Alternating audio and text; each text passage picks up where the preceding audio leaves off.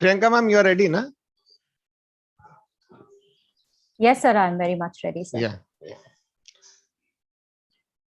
So good morning to one and all present here, and welcome to the 3 days capacity building and personality development program organized by B.L. Amlani College of Commerce and Economics and Manathwani College of Arts in collaboration with National Commissions for Women, New Delhi. Foremost, we would like to thank National Commissions for Women for the financial assistance provided by them for this program.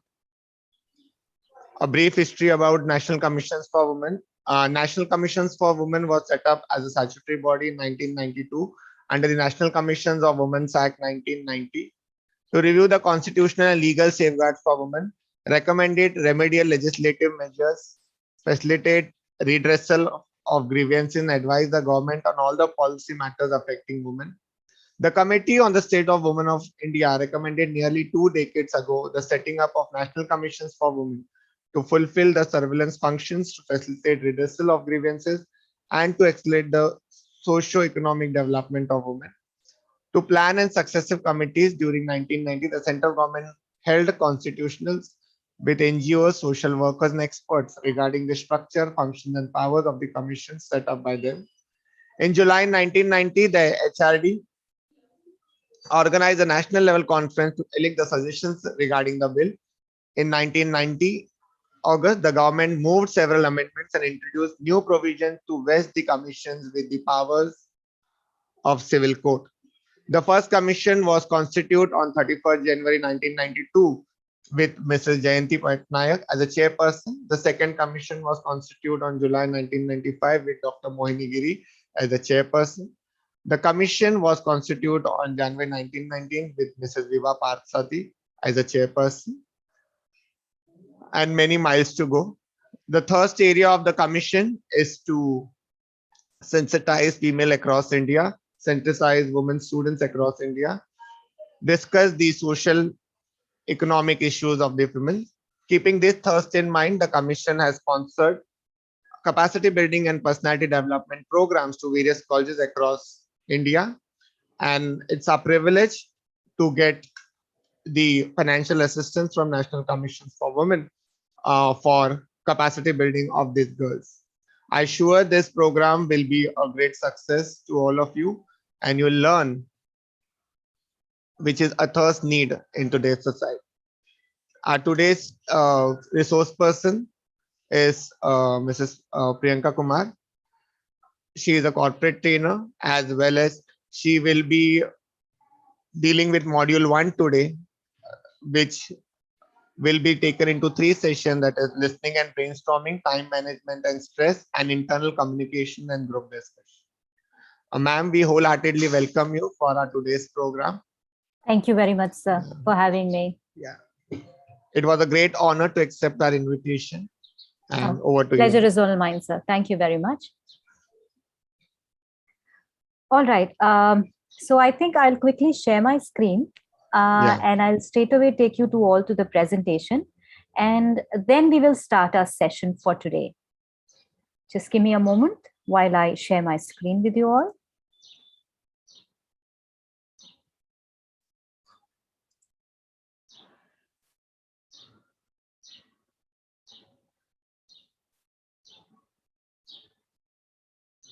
I hope you all can see my screen. Yes. You can? All right. Thank you very much. So, 1 second.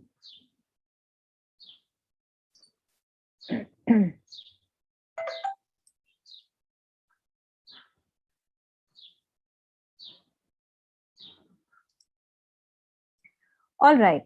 So, let me first welcome you all to this personal capacity building program. And I would like to thank Jitendra sir for giving me this opportunity to take this session for the module A today. And I hope you will have a great learning from today's session. And in the second part, which I would stress at the last also, learning and attaining knowledge is one thing, but practicing it takes a lifetime. So with that thought, we will start our today's session. Today's session stands for personal capacity building. And from this session, what we are going to learn is about the following topics. The first topic which we are going to cover would be listening and brainstorming. You can see some pictures. The second would be time management and stress management. The third would be internal communication and group discussion. We'll take these forward one by one. But before that, let me just take you through the objectives of all these. What are our learning objectives when it comes to this program? The very first is that we should understand that listening is a soft skill. And how can we become an effective listener? Also, what are the factors that would influence listening, and how important is active listening in a workplace? Once we'll go to the listening topic, you will get to know much more about that. The second, which of course, as I mentioned, is the brainstorming part. We will be learning what is brainstorming and what is the importance of brainstorming when it comes to career development. Though in my presentation, I have specially included a portion that how it is important for a child or a youth or a teenager. It works very well for you because you all are students. The third is to explore time management. What is time management? What is its importance? What are the strategies of effective time management? And how a learner should know about stress and management techniques. That would be the second part of the second topic that we'll be taking. The third would be, what is internal communication? A very important thing. I'm sure if you are into the bachelor course of, any bachelor course of commerce, be it BMS or say management courses or say BAF courses or BCom courses, I'm sure you would have studied this communication chapter. But to reiterate that chapter and to really understand importance of communication in organizations at a practical level will be our focus. We'll also learn about the types of communication and what are the skills which are required in order to promote them. The last part of our discussion would be about group discussion. What are the do's and don'ts of group discussion, and how helpful the language indicators and assessment criteria would be in this respect. So with this, we'll start the session. All right. I think I'll just try and minimize this to take you through the session here.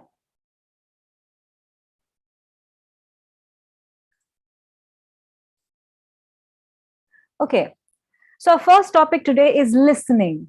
We all know and we all do it day and night, especially the youth of today.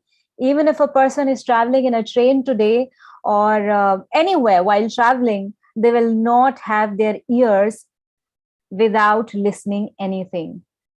Either the earphones would be plugged in, today's youth, they'll be listening to music, which is quite good. But what actually listening is the topic for us right now. We all know, oh, you will say, listening? Are we hear? No, that is listening. No, that's not the case. So let's just understand what listening actually is. Okay, so listening basically is the process of receiving, constructing meaning from, and responding to a spoken or non-verbal message. What does this mean? So this definition is basically being given by International Reading Association. In simple words, it would mean it is a process of receiving some kind of a message.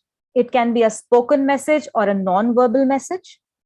And then constructing meaning from that. That what does it mean? What is it trying to say? So for example, if you can see on my screen, you can see a person holding a hand near to the ear.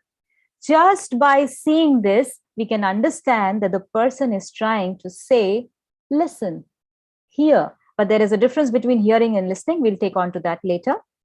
And then, so first is receiving, the second is constructing the meaning from that message, and the third is responding to that message. All right. Next, let's understand what are the types of listening. Now you will say listening and types. अरे भाई सुनना ही तो listening है, इसमें क्या तरीके हैं? You will get to know. So types of listening would be what?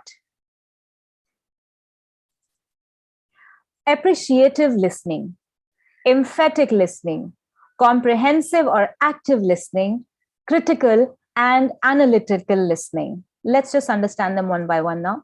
What is appreciative listening? Now, as the words say, appreciate.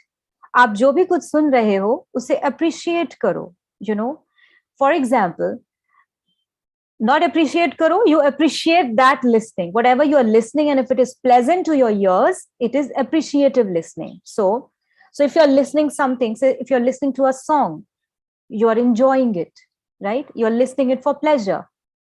Or you like some comedy routine and you see it and you like it. Or if there is any speech of some ideal of yours, say somebody whom you follow, it can be an entertaining speech or otherwise. Anything which is in English, when we say it is music to my ears, that means it is very pleasant to my ears, is appreciative listening. Next. Now, appreciative listening includes what? That it describes how well speakers choose and use words, use humor, and ask questions. They tell stories and argue persuasively. Then we come to emphatic listening. Okay, now if a person is speaking, and if a person is speaking along with some emotions, then it is known as emphatic speaking. And the person who is listening to it, right, he might also show some support by way of emotions. So it's like if people are sitting in a class, okay, the best example would be when a patient goes to a psychiatrist. Okay, now if a patient is being heard emphatically, it would mean that the patient's words are being heard by the doctor or a psychiatrist very closely. And it is like he's also, or she's like also providing some kind of a emotional support to the speaker. Oh, don't worry. Oh, it's okay. So somebody is crying and then you say, "Arey, koi baat nahi. Hota hai. It's okay." You know, this is emphatic listening. So not only that you are listening to that person, you're also responding by way of some emotional or moral support. That's emphatic listening. Now keep on calculating in your minds, आप लोग इनमें से कौन-कौन सी listening किस-किस time पे करते हैं. Now what does it do? It focuses on understanding and identifying the person's situation, feelings, or motives, as I said. So somebody is feeling sad, then you are responding accordingly. Somebody is very happy, you'll all say, "Oh, wow." You know, if you're listening and then if you respond like this, then this is emphatic listening. Okay. So the whole point is that you are trying to attempt to understand what the other person is feeling about it. I hope this makes it clear. The third, okay, another pointer in this is that does this mean that if the person is speaking something, and if you're an emphatic listener, you're going to support that person by saying, "Ha ha, tum hi theek ho," or you necessarily agree with what the person says? No, it's not like that. The listener does not necessarily agree or feel the same way as the speaker does. Okay, instead, it is just that he's trying to understand the feelings or the experience that the person who's the speaker is going through. That is all. And the listener will not judge about it, make any kind of a judgment about it. Okay. Now, the next would be comprehensive or active listening. Okay. Now, this generally is not done by most of the students in the class if some kind of a boring lecture is going on. So it's like, so what is active listening? It's just the opposite, which I mentioned now. So if person is listening to understand the message of the speaker, for example, if you are sitting in a classroom, going through a lecture, listening to a lecture, and the lecture is giving you a lot of directions or kind of a instruction, then you are going to listen actively. हाँ, अब क्या बता रहे हैं? Okay, अब क्या कह रहे हैं? All this is active listening. So, for example, if you ask somebody that what is the way to go to say X's place, X's house, right? And if you ask someone and the speaker says, okay, you go straight, then you turn left. So right now you're very actively listening. Your brain is along with you. Your focus is along with you, right? You're focusing on what the person is saying. So this is active listening. Okay. So when the focus is there, then you accurately understand what the speaker says. Also, you try to interpret what are the non-verbal cues or the facial expressions or the gestures, posture, and vocal quality of the speaker is. So, for example, if the speaker is telling you the direction to X's place, and if he says, "Oh, go that side," and if he raises his hand like this, then you understand, okay, he's trying to say that you go to the right. Or if he says, okay, turn this side, then there would be a signal, okay? So you're all understanding the facial expressions and gestures and postures and vocal quality of that person. All right, next. Then we say steps in active listening. Now we all know that why am I telling you about listening today is that most of the time when you don't understand certain thing, maybe it is relating to a subject, maybe it is relating to a relationship, maybe it is relating to your household activities. The important portion that you might miss, and therefore your work is not getting through perfectly, is because of lack of active listening. You are not focused, okay?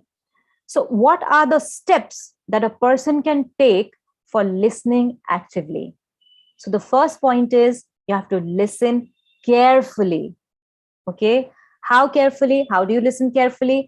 All your senses with your mind should be focused on what the person is saying. That's first. Then in your mind, verbally and mentally, right? You should summarize in your mind, मुझसे क्या कहा गया है? What has been told to me? Okay. And then you ensure you are checking your understanding and accuracy. Okay, this has been said, this has been said, this has been said. Now, taking the same example, if you're going to X's house and the person has said you go straight first, and then you turn right, then you will see a signal, and then you'll turn left, right?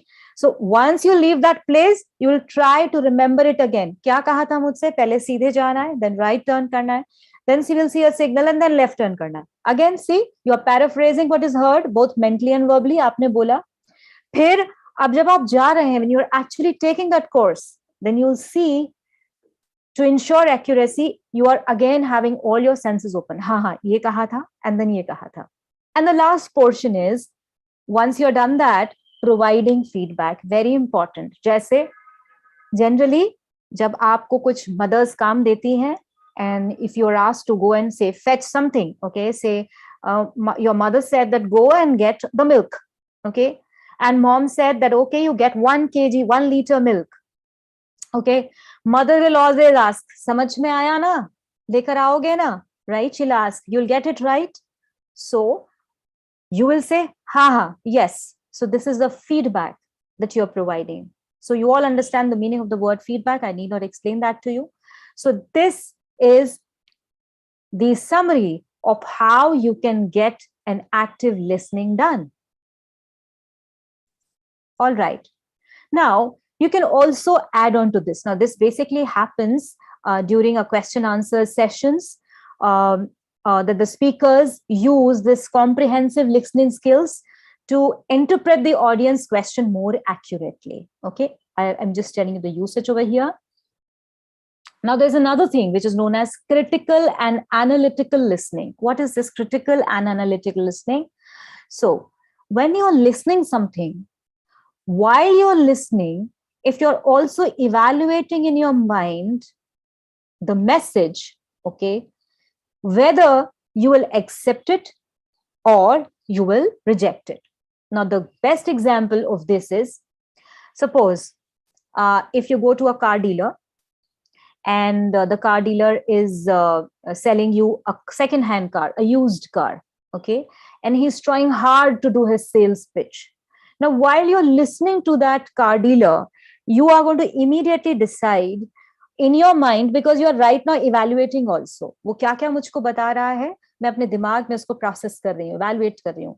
He's telling me the right things, he's telling me the pros and he's telling me the cons. Will I be following this or will I be rejecting it? क्या मैं इसको इस car को खरीदूंगी या इस car को मैं नहीं खरीदूंगी, right? So this is basically the evaluation. So you are listening, along with that you are evaluating. ठीक है? So another example say would be, so somebody is giving you a speech, he's a political candidate and he's campaigning. So हमने अभी बहुत देख रहे हैं आजकल हमारा 5 states के अंदर हमारा election चल रहा है, state elections. तो उसमें भी देखिए कितने सारे लोग political candidates होते हैं जो campaigning के लिए speech देते हैं. While you're listening to the speech, when you listen, you also start evaluating, analyzing that whether or not you're going to vote this person or you're going to vote against this person. Okay, you make up your mind then. Okay, then the next is what? That critical analytical listening focuses on evaluating whether a message is logical or reasonable, of course, which we covered.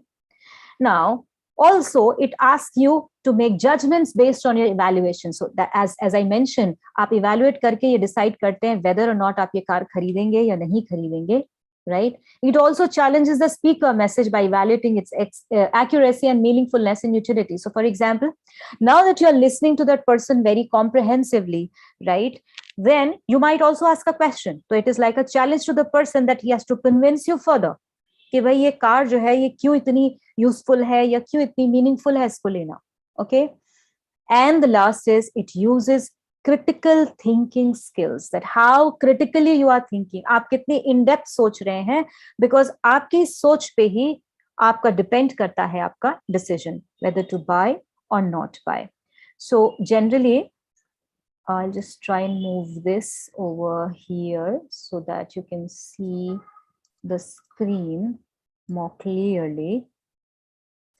One second. All right. So now it asks you to make judgments based on your evaluation of speakers' arguments, as I mentioned. Oh, I was on the critical thinking skills. So this basically makes you, say that how critically you think, because आपका जो decision है वो इसी पे based होता है और इसी पे आप further डिसीजंस के बेसिस पे आपको ये पता चलता है कि लॉन्ग टर्म में आपका डिसीजन वो ठीक था कि नहीं. वो किस पे डिपेंड था? क्रिटिकल थिंकिंग स्किल्स पे. क्रिटिकल थिंकिंग स्किल्स आप कब कर रहे थे, कब यूज कर रहे थे? When you are listening analytically. Okay, now this is especially for you. Proportions of this basically is time, I'm sorry for the spelling, spent by college students in communication activities. So 14% is that the students are writing, and 16% is when students are speaking, 17% is reading, and 53% the students are listening. Now I'll tell you a very basic difference between listening and hearing. So hearing is only usage of your ears. When something falls on your ears, you are hearing, okay? But listening is what? Hearing plus paying attention. That is listening. So if you're going on the road, 10,000 people around you speaking something, but you are speaking to your friend. And when you're speaking to your friend, you are only listening to the person. Though, dur mein, a lot of hearing is happening. You will be able to listen to some kind of a speech here, there. But your focus is on the person whom you are speaking to. And that is why you are only listening to that person and rest you're just hearing. I hope you understood the difference between listening and hearing and how important it is for you to listen and hear. We'll quickly go on to our listening barriers now, which is also one portion that we need to cover. So while listening, what is that one thing which can create a problem while you are listening? You cannot listen properly. I mean, what is that problem? That problem is known as barrier, rukavat. Okay. So we'll not take that in much detail right now, because we have other topics to cover, but I'll quickly give you a run through what are the barriers all about. Okay. So the first is the distraction that a person has, basically.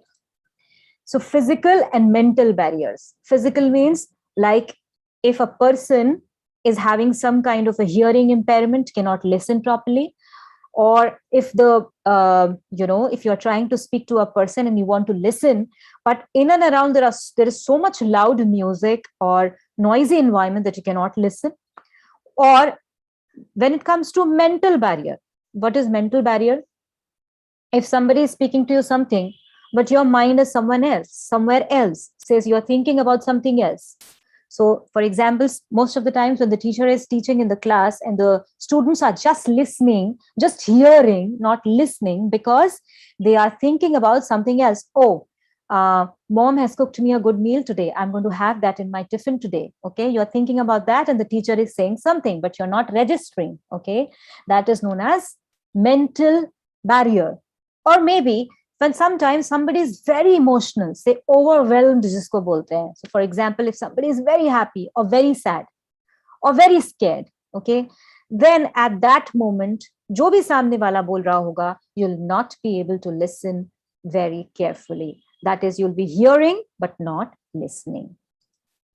Then biases and prejudice. So suppose if already you have made up your mind about certain people, you have certain thinking or set, what do you call, you have a mindset set for somebody, and whatever good that person does or whatever bad that person does, you are not affected by it. For example, suppose your favorite actor comes to the college. Now you'll be sitting like this and you'll be listening to that favorite actor. Even if that favorite actor is talking nonsense, you are going to listen to it very carefully and it would be so pleasing to your ears. Okay. On the other hand, if somebody is not that fond of that actor, and if that person is trying to listen, he will say, oh, I'm not interested. Why should I listen to this person? So even though the person would be sitting, the person would be hearing and not listening. Why? Because you have set biases and prejudice. Okay.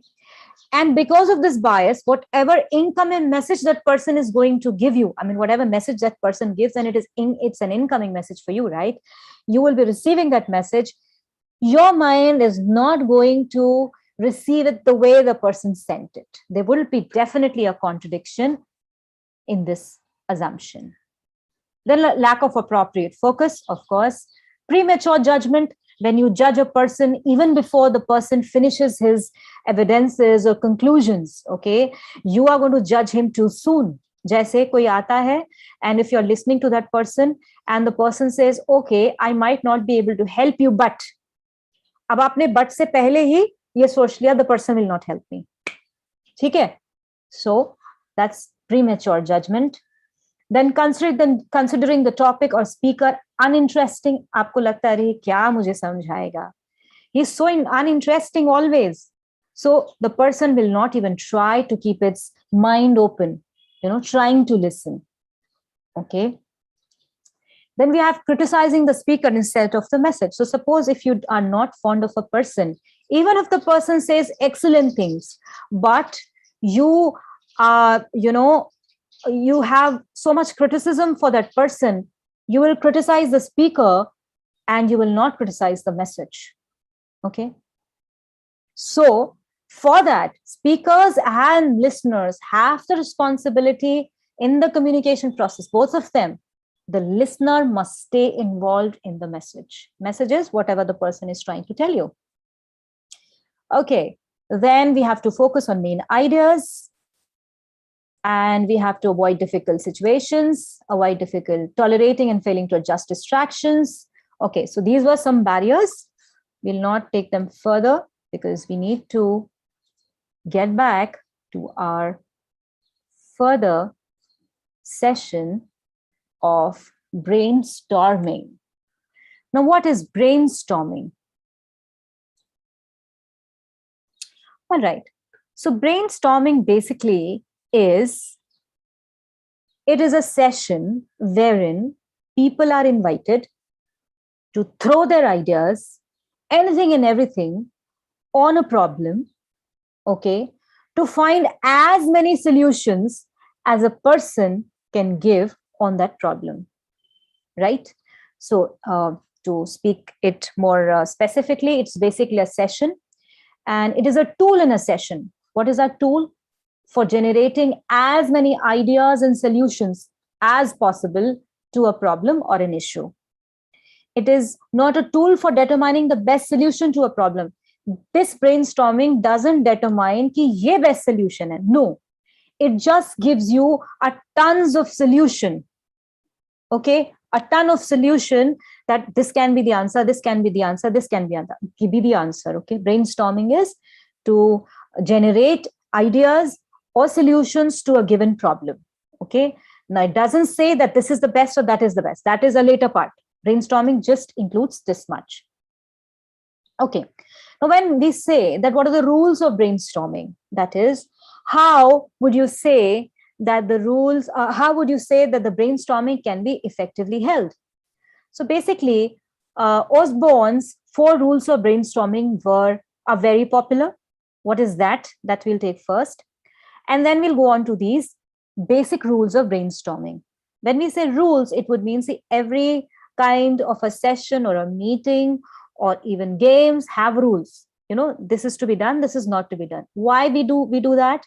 Because, you know, if the rules are there, then it would be a fair game for everyone.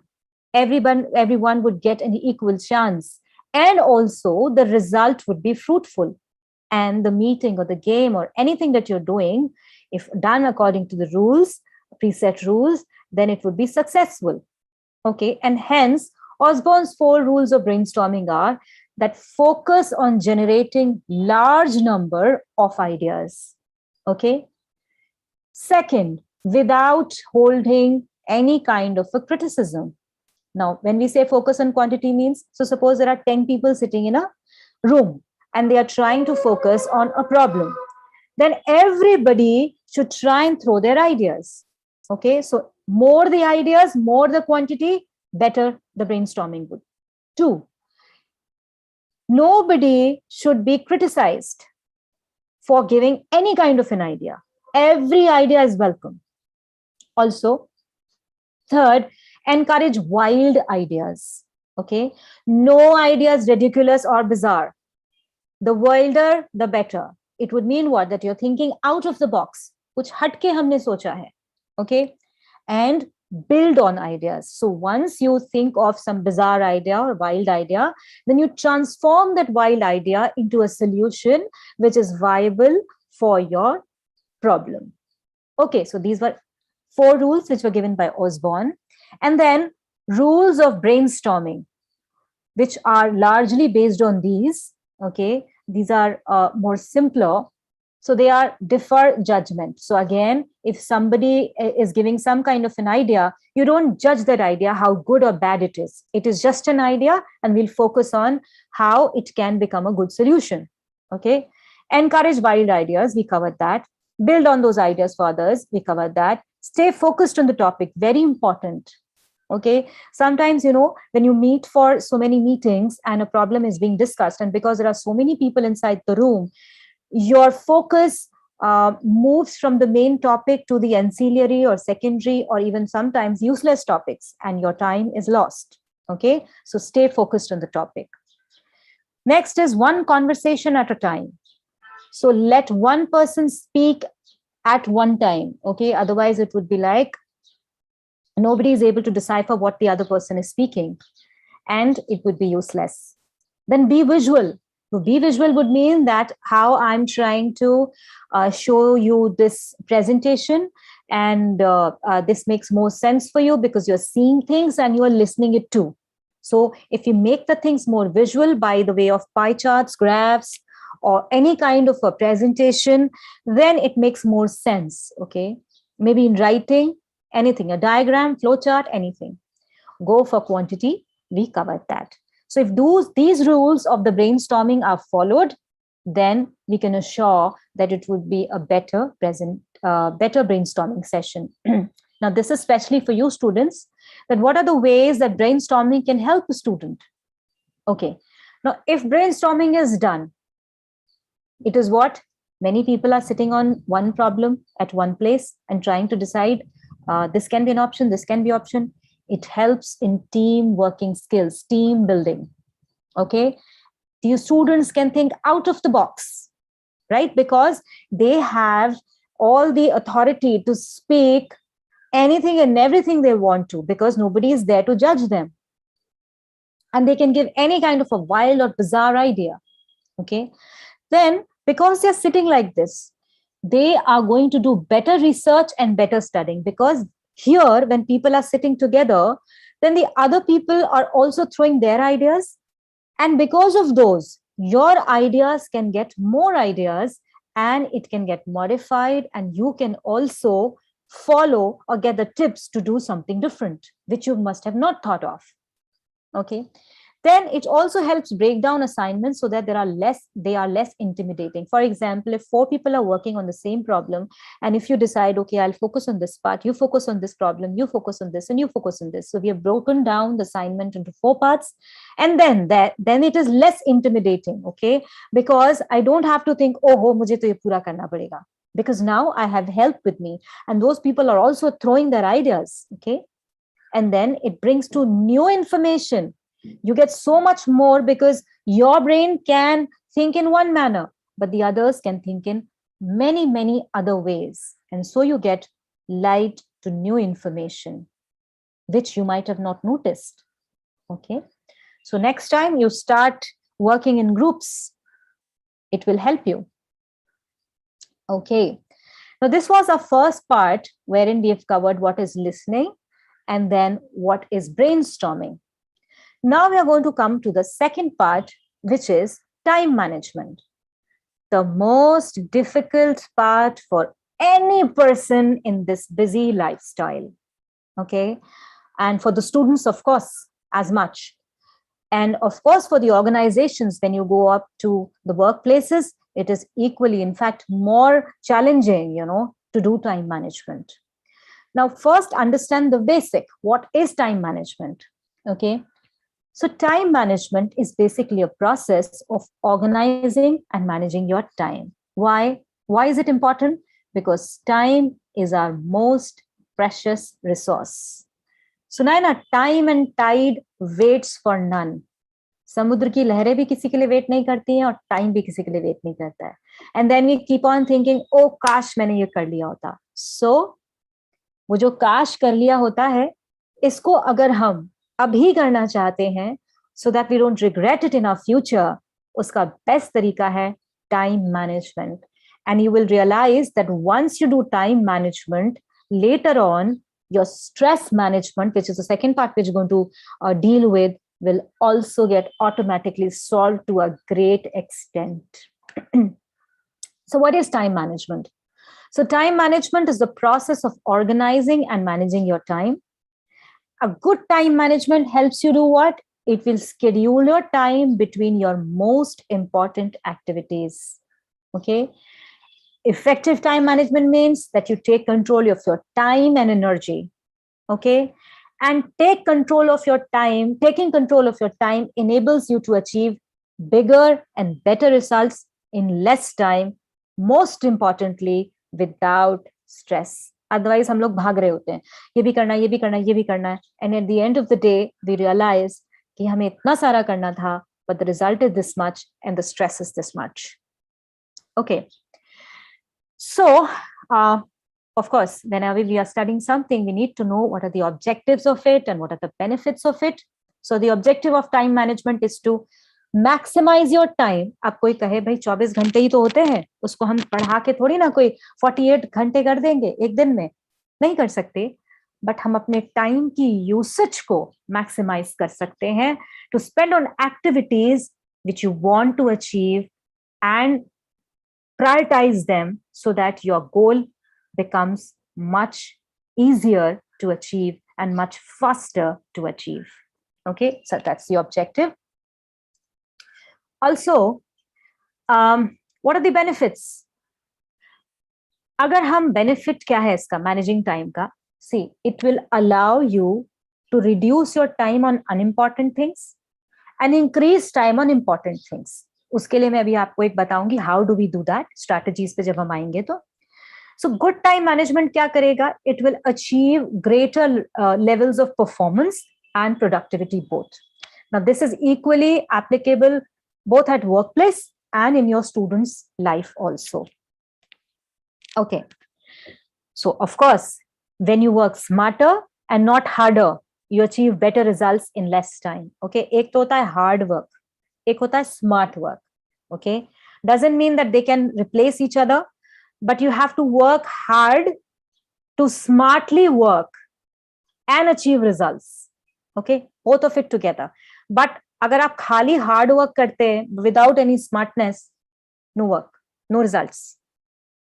Okay. So less time में हम best कैसे करें? That is smart work. Okay. And it is not hard work. And best time management's result is that. All right. Then, oops. Yeah. See. So how अब question आता है, हमने इतना ज्ञान दे दिया कि time management करो, उसके ये benefits होते हैं, ये objective होता है. How do we do that? Simple. There's a word smart, which we will use here.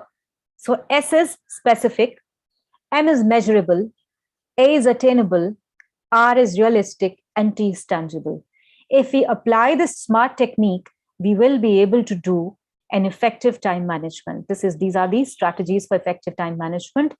So first is that you should have definite and achievable goal for yourself.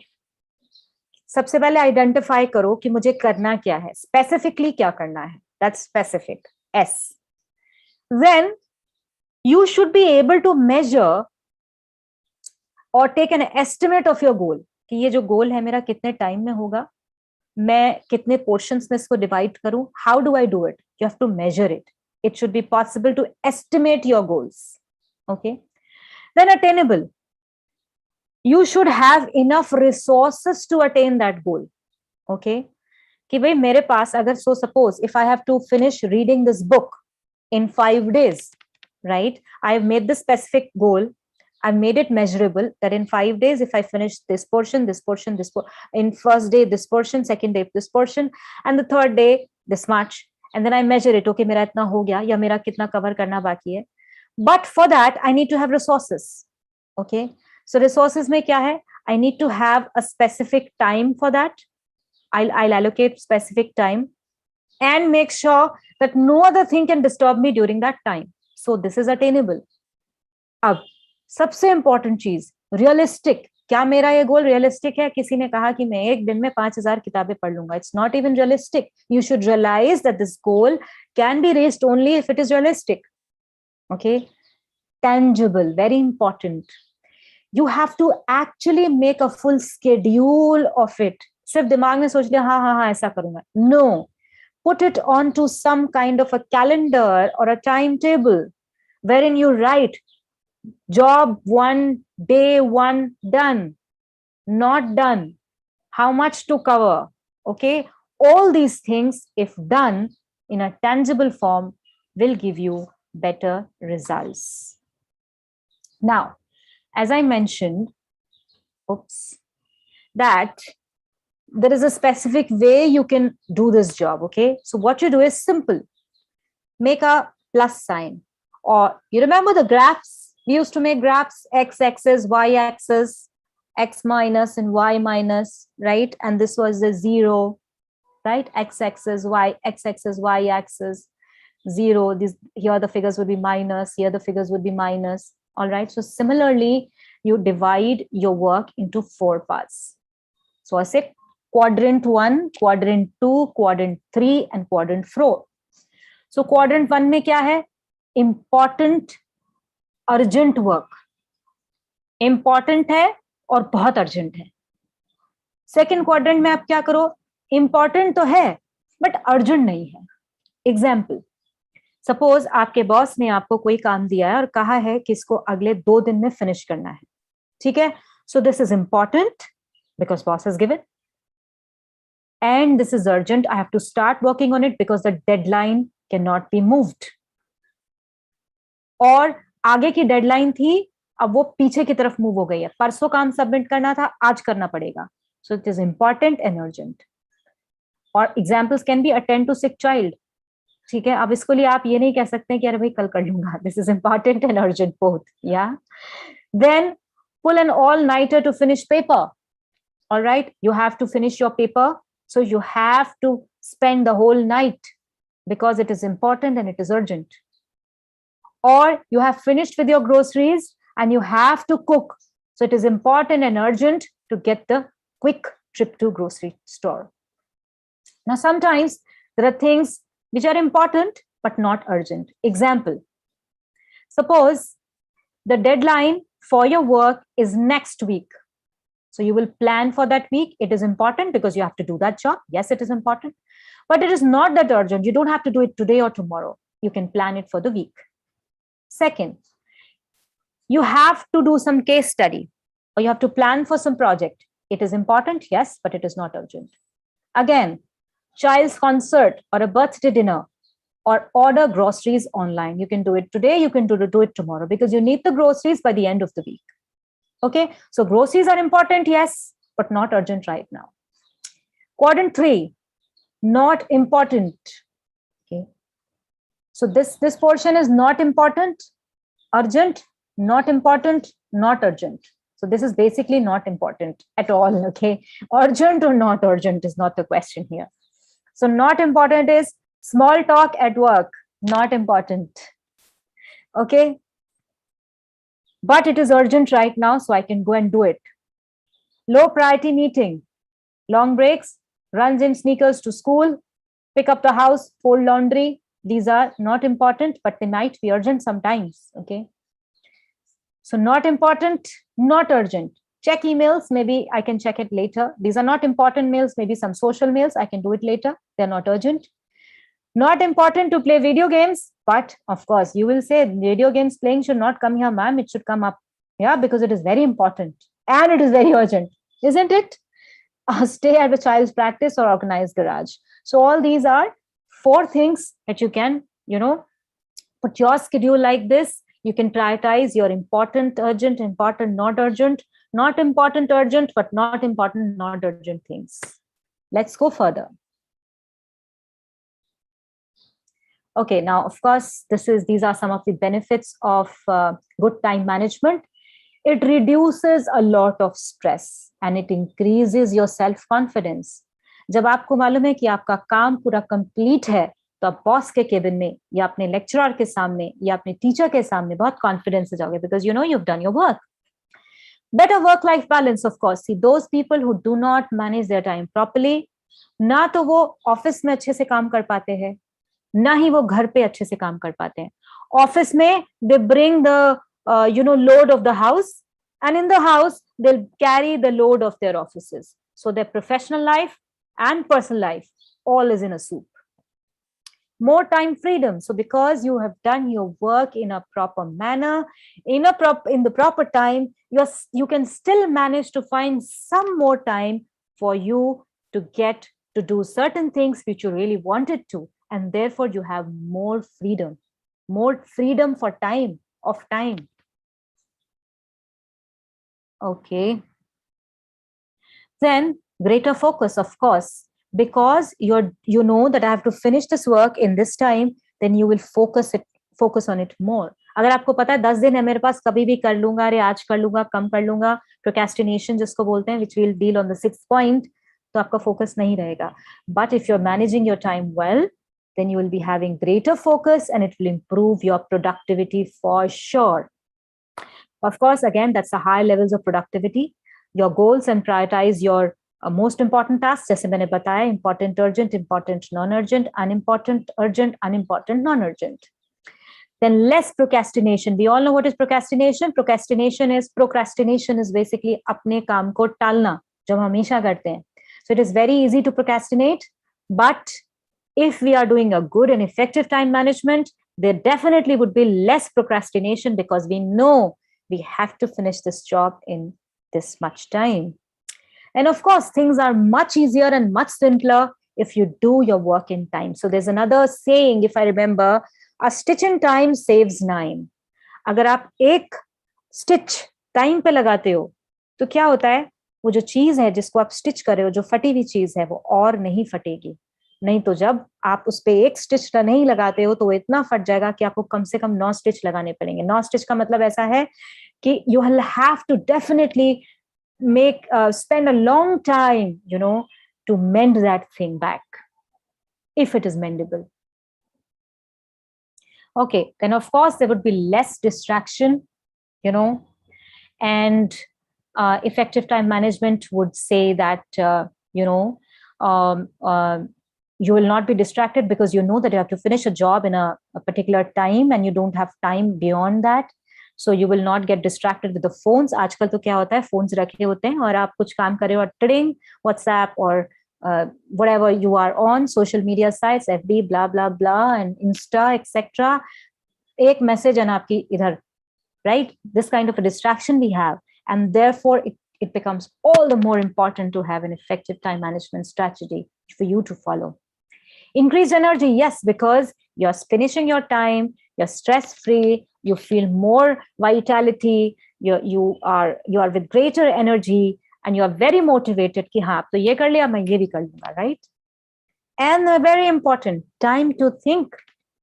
If you don't have time, you'll start working on things, फटाफट.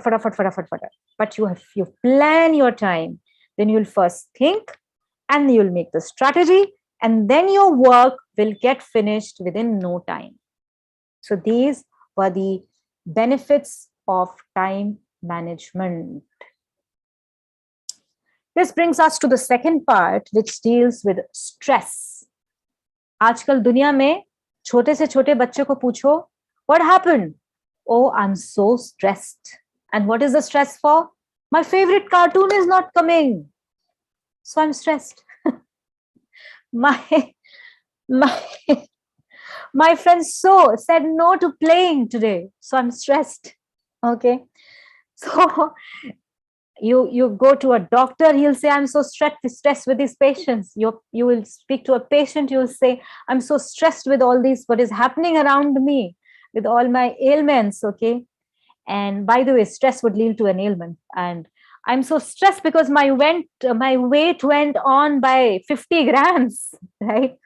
I'm so stressed for this, so much of studying, blah, blah, blah. So everybody has a common problem, which is stress. But what exactly is this stress? Okay. And how can we manage it? Okay. All right. So stress is basically a feeling of emotional and physical tension. Okay. And it can come from any event or thought that makes you feel frustrated, angry, or nervous. So all these things are the manifestations of stress. So if you're feeling stress, अब कोई अपना stress नहीं दिखा सकता है. उसके खाली manifestations, उसके जो symptoms दिखते हैं, those get manifested in your body. So you're very frustrated, you're very angry, or you're very nervous, which would mean that you're stressed. Okay, because you cannot show your feelings. You can show your feelings by, manifesting it outside by virtue of some movement or facial expressions, or you're venting out to some anger, or, things like these. So what is stress then? It is basically your body's reaction to a challenge or a demand. Okay. And in short bursts, stress can be positive also, such as when it helps you to avoid danger or meet a deadline. So if you are stressed because you have to finish the job in this, timeline, then it is good. If you're stressed that the other person is, working harder than me in the competition, then it is a good stress for you, because then you will also start working harder. Okay. Or meeting a deadline for that matter. So sometimes the stress is also good, but it has to be a short period. If you're stressed for a longer time, it will affect your lifestyle. It will affect you in a grave manner, especially the psychological part, which we are going to, discuss it later. And it is going to give you a lot of tensions and ailments later on. आप लोग बीमार पड़ेंगे for sure. बीमारियों का घर है stress. Okay, now let's talk about you college students. What are the causes of stress for you students? Change. Okay. So because, you know, you are into a university, you are into a school, and then you go to a college. If you're into a college and you go to a university level for studying, or any kind of a change, or a big change rather, right, brings you stress. If you're going to a college and you don't have any friends, or you're going to a university, you don't know the place, you've moved from your city, you've come out from your comfort zone, you will definitely feel the change is stressing you. Okay.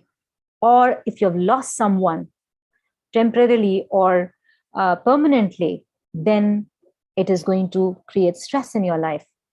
When you're uncertain about the future, oh, what will I do in future? What will be my career? Will I be successful in my career? What will I study? What should I choose? Should I do this? Should I that? Uncertainty, uncertain future is a cause of stress. Then wasting time is a big stress, you know, you don't realize, okay?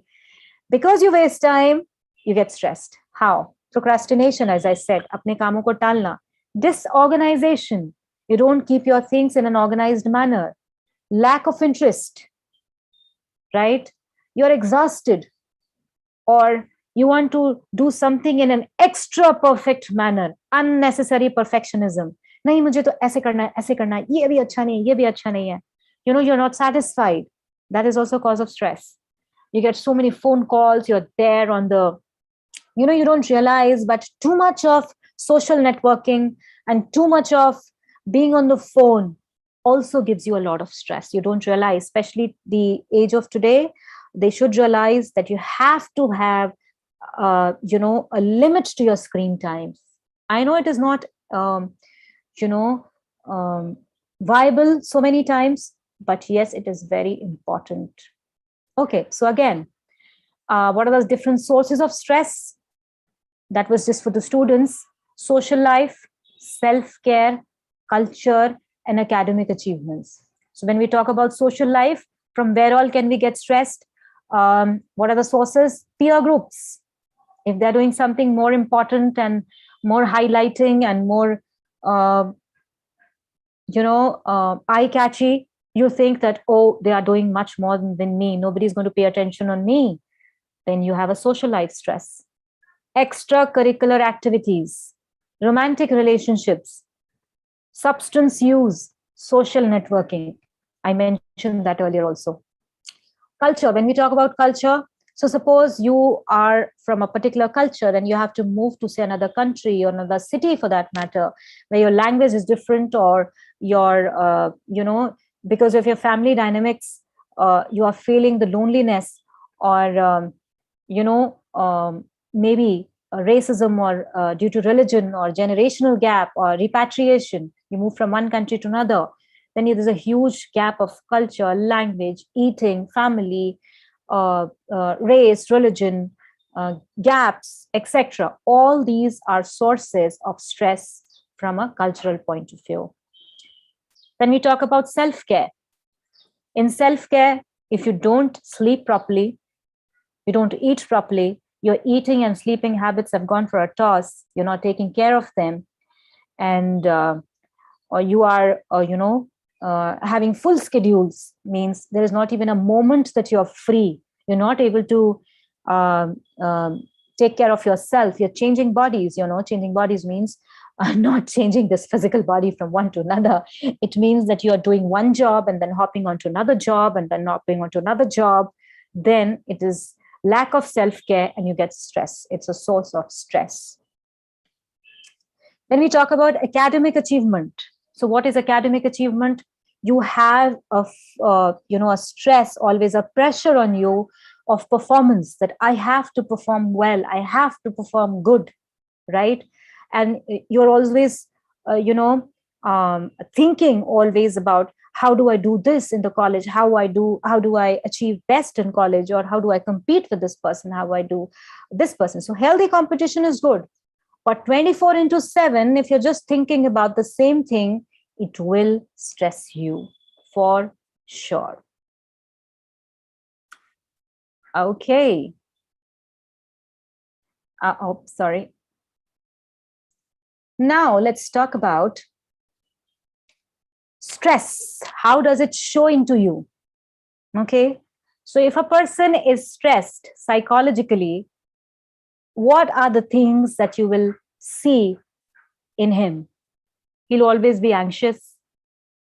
He might be under depression, will have a low self-esteem, sleepless nights, very frustrated, lot of family problems, and burnout. Burnout means low on energy, do not want to get out of the bed. All these would be psychological effects of stress on him. What about the behavioral effects? So behavioral effects would be the person goes on to get hooked to certain bad habits, say excessive smoking or alcoholism, substance abuse, because you're not always focused. You might get prone to accidents, eating disorders, because, okay, so there was this very nice mime that I've seen wherein a woman is hogging rather, and the other person asked, "Why are you hogging?" "Oh, because my boyfriend ditched me." So because the lady was under stress and she thought that by eating, my stress is going to go away. Okay. So that brings you to a eating disorder. So under stress, if somebody is there, behaviorally, you will see that there's an eating disorder. So some people would start eating a lot of chocolates, or sometimes, lack of exercising, or just remaining in the bed for long. All these are behavioral stress effects. Avoidance is one big thing, that people will start avoiding to speak to people, to meet out, to go to your friends, and avoid being social. This is behavioral effect. Next is physiological effect. It is, of course, going to show into your body. You might have a high blood pressure, muscle tension, pains here, there, headaches, ulcers, impaired immune systems, heart diseases, all these are health diseases only, heart diseases, and insomnia, lack of sleep. All right. Now, because we've learned so much about stress, how to manage the stress now at the workplace specifically. So we have to first identify what is that thing that triggers our stress at the workplace. We should identify and work upon it. We should always try to have a balance between work and personal life. And that, of course, we've discussed through time management. If you think that the things are going out of your hand, you should definitely go and seek a professional help. You should try and stay organized. Okay. You should always practice mindfulness. Mindfulness means thinking before doing anything. If you have a problem with your peers or some kind of a stress which is not helping you or not letting you do certain things, you should go and reach out to your HR for that, or your managers for that, okay, see, this is the thing which is stressing me. You have to help me out with this. You should always sleep in time. You should get enough sleep. On an average, a person should have minimum 6 to maximum 8. Maximum, of course, can go any time with you all, but 8 hours of sleep is recommended by the doctors. You should always eat healthy diet. You should also maintain healthy, good relationships at your workplace. And I might add a good lifestyle, which includes good exercising habits, maybe a meditation, etc. too, if possible. All right. So this brings to our last portion of our session, the third portion, which deals with communication, internal communication, to be specific, at a workplace. So if you can see this picture, there's a lady who's trying to communicate so many things to the employees by virtue of so many things, say messages or posters or emails or, any kind of messages, any kind of media she's taking to give them the message, maybe speaking, say if she's holding a loudspeaker. Okay. So the whole point is let's first understand, okay, what is internal communication? It is basically a function which is responsible for effective communications among the participants in an organization. So these are the participants, and she is basically giving them some kind of communication. And so let's learn basically how a communication can be effective in an organization. So the first thing which is important is that how the communication process should be followed, because that's the first step for an effective communication. So what's the process? So suppose this is a person who wants to send some message to this woman.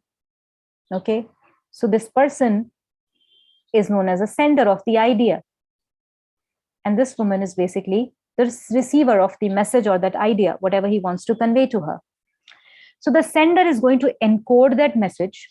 So what is that encoding? It may be in the form of speaking. That means in the form of some language, okay? It may be in the form of speaking or in writing. This channel carries that message. Now the receiver, say, reads it or listens to it, so it decodes the message, and the receiver understands the message. But here, this doesn't complete the process. The process gets completed only when the receiver sends the feedback to the sender. Okay, and if sender has an additional information or a feedback to be sent again, then he again will send this feedback to that receiver. So until and unless this process is followed, the communication will not be effective and the message will not reach out to the receiver. So this is again a picture. What are the elements? There's a sender. This is the phone, that is the medium through which this message is being sent. This message has been received, and this is the receiver, right? So this whole process is getting showed here. So she had said that movie starts at 9. Can you drive us? She says, yeah, I'll be there at 8:30. This is the feedback. Yes, I'll be there at 8:30. Understood? Now, why is communication so important in workplace? क्यों करें internal communication? So internal communication basically means, जो भी communication एक company के अंदर employers और managers से जो employees हैं या जो workers हैं उनके बीच में आपस में होता है internally. Okay, I'll show you next slide जिसमें आपको internal communication और समझ में आएगा. See, so internal communication कैसे होता है?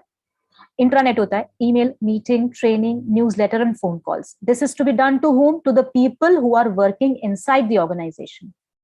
Now, external क्या होता है?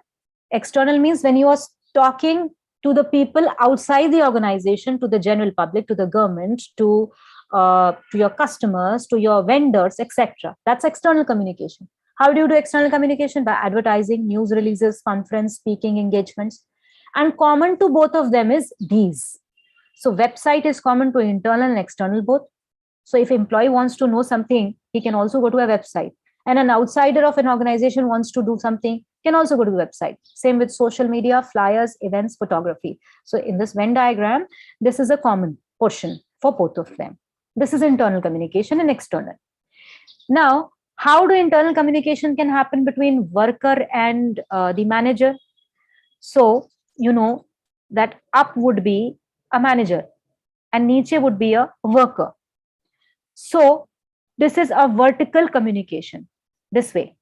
So, that means an employee, if an employee, that means a worker is speaking to an employer, the direction is this way, vertical, straight. And if a manager is speaking to a worker, the direction is this way. So they both come in vertical. Downward is when only managers are giving instructions to the worker.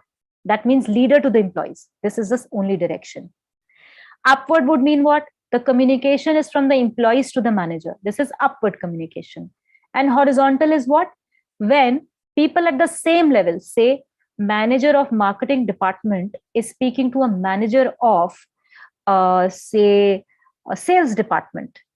They both are at the same level. So this is a horizontal communication. They are at the same hierarchical positions. Okay. Now, why is it communication important at a workplace? Because if you do not inform your employees, then no strong teams can be built. It gives a clearer picture to both worker and the employer, that what is to be done exactly.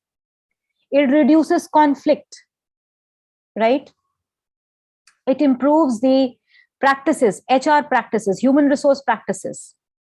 It motivates employees. How it motivates employees? That say, if you are going to be there to listen to what the problem the worker has, then it gets the employee motivated to go and discuss further problems and try and much work harder. नहीं तो वो क्या बोलेगा, अरे मेरी तो कोई सुनते ही नहीं, तो मैं क्यों काम करूं अपना इतना मन लगा करके.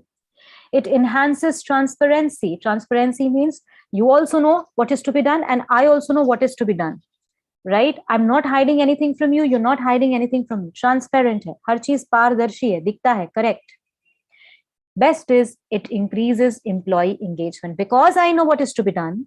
And I know if I have a problem, I can go to my upward, I can complain or I can request and I will be heard. Then my engagement would get increasingly, my engagement would get, more into the work that I'm doing in the organization. All right, next. What is formal and informal communication? Now, inside the internal communication, there are two types of communication, formal and informal.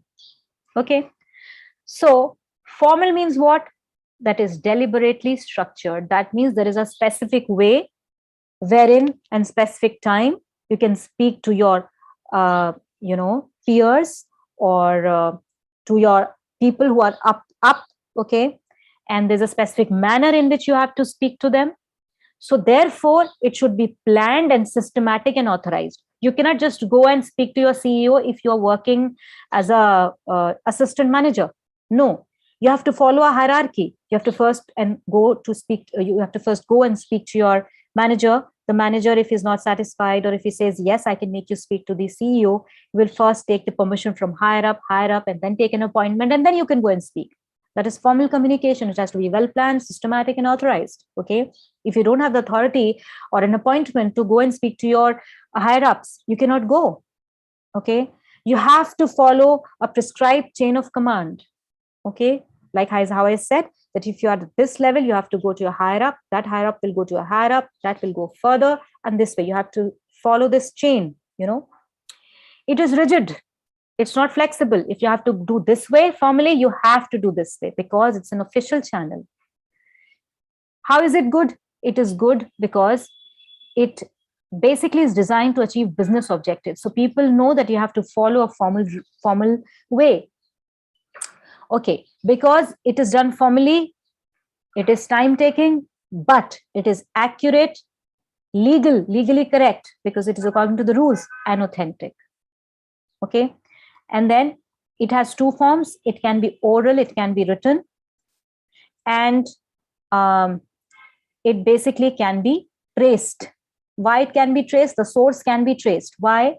Because we know that इधर जाने से पहले ये व्यक्ति यहाँ पे ही आया होगा, right? Because there's a full chain of command. So this chain was first touched, then this chain was first touched, and this was first, then this came later. So we know that this has to be in this order.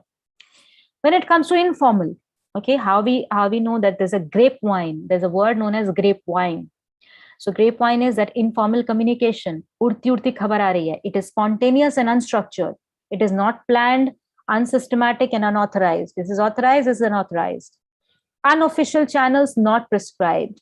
So if we say कि हाँ मैंने ये सुना है कि हमारे manager जो है उनका प्रमोशन होने वाला है. अच्छा, कहाँ पे देखा? कहीं नोटिस आया? नहीं, नोटिस आया होता तो फॉर्मल कम्युनिकेशन होता. नोटिस वोटिस कुछ नहीं, ऐसा सुना है. तो this is grapevine and this is informal communication and therefore it is flexible. It is not official and it generally satisfies personal needs. हाँ, मेरा मन था बोलने का इसलिए मैंने बोल दिया, मैंने ऐसा सुना था इसलिए बोल दिया, right? It is very fast. हम कहते हैं ना, rumors spread like fire, gossips spread like fire, and therefore it is very fast. It is often distorted because we don't know who has said it. We do not know the source. We cannot trace the source. Suppose somebody goes to the college class and that day somebody says, "अरे मैंने सुना आज तो छुट्टी है." Now एक ने दूसरे ने तीसरे से तीसरे, चौथे, पांचवे, छठे, ऐसे ऐसे कितने लोगों को ये बात पता चल गई, अरे कल तो छुट्टी है, जबकि इसका कोई नोटिस नहीं है, कोई कुछ नहीं है, right? If somebody wants to know किसने बोला छुट्टी है, वो बोलेगा अरे मैंने तो इससे सुना था, मुझे नहीं मालूम, मैंने तो इससे सुना था, मुझे नहीं मालूम, मैंने तो इससे सुना था. This is what? This is distorted information. और उसमें भी बहुत डिस्टॉर्ट हो जाता है. If you will remember, there was a game which was known as Chinese whisper, wherein somebody had to speak in somebody's ear and उसको वही बात उसके दूसरे के कान में बतानी होती थी, and then the other person had to transfer that information to another person in the ears. So we used to see by the time that sentence used to reach the last person, it was distorted. वो क्या होता था और क्या निकलता था. Okay, so that's informal communication for you. And now we have, say, 10 more minutes left, and we'll try and quickly finish up with the last portion of our presentation today, group discussion. What is a group discussion? And why group discussion is so important? So group discussion is again a kind of a communication wherein a particular number of people, they meet face to face, and through free and oral interaction, they try and develop and share and discuss ideas in order to arrive at a decision or solution to a problem. So you remember brainstorming, a lot of ideas were thrown, but not the decision or solution to a problem was identified. Here, origination, sharing, discussing ideas in order to arrive at a decision or a solution to a problem. Now, these are widely used where? In decision making and problem solving, especially in organizations. Actually, they're done at every place, but in organizations, they are most widely used. And they're also used as a personality test. If you will see that if you're going to, some people go for MBAs. So in MBAs, you have a written test and then you have a GD, right? Group discussion.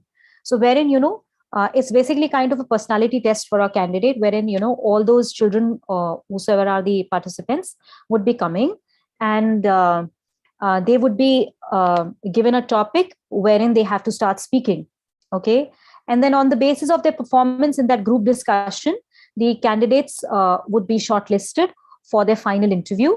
And it's not just in MBAs, that is done in even managerial posts, for the managerial posts also. And the positions of responsibilities or any kind of such positions of responsibilities where a personnel is required, that's one of the personality tests that is being done widely. Okay, then select students for admission to a professional courses. That, of course, I said professional courses. What are the objectives of group discussion? So the objectives of group discussions are generating ideas, reviewing policies and plans, organizing teams and tasks, understanding perspectives, problem solving, decision making, informing exchange, and understanding perspectives. S, strategic planning, conflict resolution, unity among people, studying cases, socializing people. Then we have I, instruction, oneness of group participants. Then negotiation. So basically these are the objectives of group discussions. And then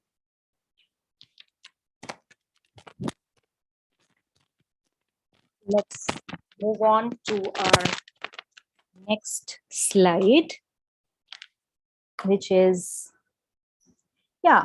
Do's and don'ts in group discussion. Very important.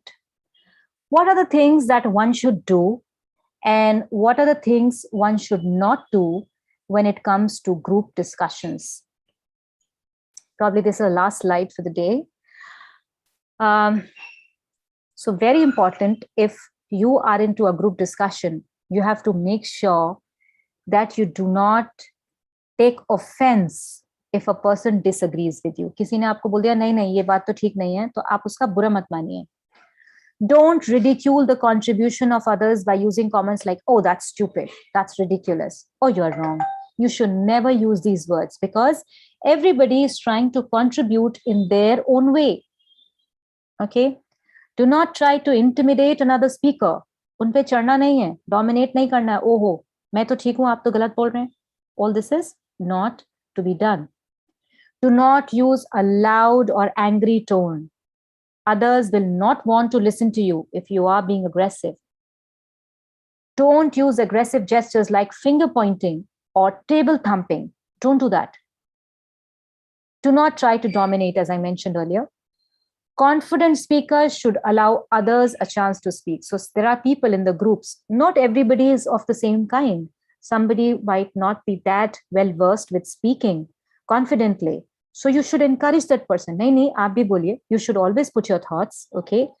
Avoid drawing too much on personal experience. Do not try and always start speaking about, oh, mere zamane mein aisa hota tha, mera experience ye kehta hai. No. Do that, but only when it is required. So these are not to be done when it comes to group discussion. No doing these. So अच्छा ये तो नहीं करना है, तो करना क्या है फिर? What should we do? We should always respect the contribution of other speakers. Right? Respect the contribution of other speakers. Speak pleasantly. Listen well to the ideas of other speakers. You will learn something for sure. Listen to disagree politely. So if you want to say, nahi, I don't agree with this, then you should not say angrily or, that's stupid or that's ridiculous. That's not the way to say. You should be politely saying, oh, I'm sorry, but I might not be able to agree with what you have to say. Have to be polite. Respect that others have different views. It's not that your view is the best or your view means everything. You have to respect the other people's point of view also. Then think about your contribution before you speak. So just because you have to speak, you have to, make your statements. You don't have to speak because of that. You have to think that whether or not whatever I'm saying is relevant, is making some kind of a contribution, is going to help in some manner, then only you should speak. Then try to stick to the discussion. Do not digress your path. You have to stick to what you have to discuss on. You have to always be focused on the topic. Then body language is very important. Your body language should be open and friendly. Okay. So agree and acknowledge anything interesting. So somebody, if has given a good, brilliant idea or has thrown some kind of a good solution, you should not say, just because you have not given it doesn't mean that you will not agree to it. You should also praise it. You should acknowledge, oh, yes, this is a good idea. Thank you for it. Okay. Again, staying with the topic I'd mentioned. And if suppose sometimes, the topic is going in a different direction, then you can intrude and say, that's an interesting thing that you're talking about. But right now, let's stay focused on what we are discussing on. And this we can take up later. This is a polite way of saying. And the last is, please try to speak clearly and don't whisper. So this was our session for today. And I hope you liked it and you understood it also. And let me first stop sharing. And 1 second. Let me come back with my camera on. Yeah, so I just hope and that you could understand the meaning and you've gained something from today's session. But as I mentioned earlier, that it is very easy to gain knowledge, okay? But then that knowledge is only fruitful or successful if you're going to practice it. And please understand that you're not going to master things in a day, right? It takes lifetime to master things. But then you should always try and start early. From now on, because you've got a good understanding that what time management is and how important it is, it can always help me in making me live a life stress-free. Or for that matter, how should I try and organize myself better? It will not only take care of me in terms of social issues, in terms of academic issues, in terms of cultural issues, or in terms of any other kind of lifestyle issues that I have, you know, and it can be easily dealt with in this manner. So my request to you is that whatever you've learned today, right, try and put that into practice, try and put them into your lives, starting from this moment on. If you have any questions, I'm open with any kind of a questions if you have, because we still have 1 minute to go.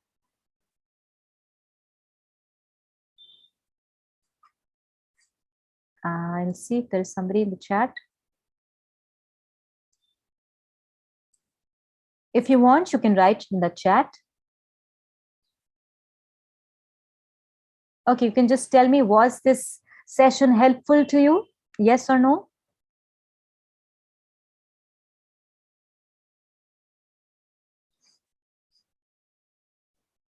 All right.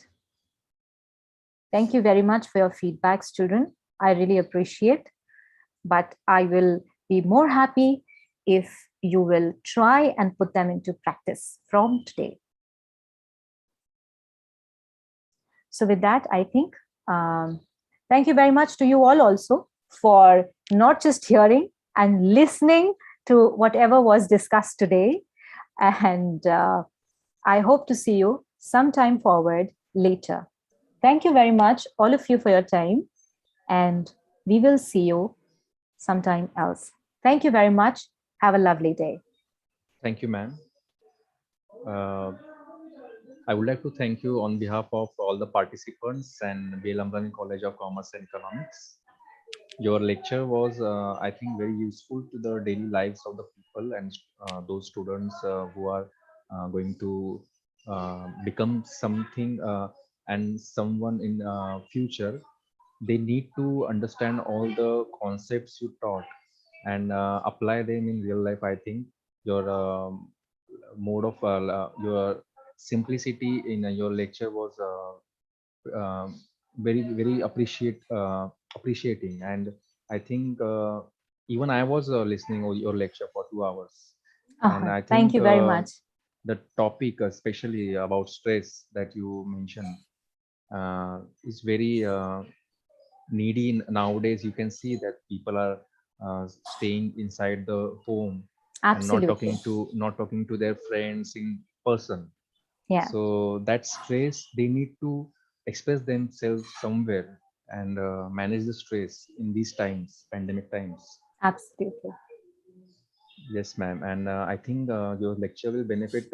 I believe that your lecture will benefit the students in their lives. And I thank you personally and on behalf of participants again. Thank And you very much for having me. yeah, I let you leave the meeting. Thank you very And much. thank you. I wish you all the best, all the students.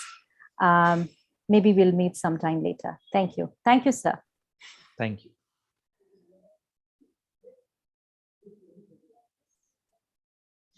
Students, please fill the Google form. I request you to fill the form. Yeah, if you have done it, then thank you. If you have not done it, then please do it. Thank you. You can leave the meeting.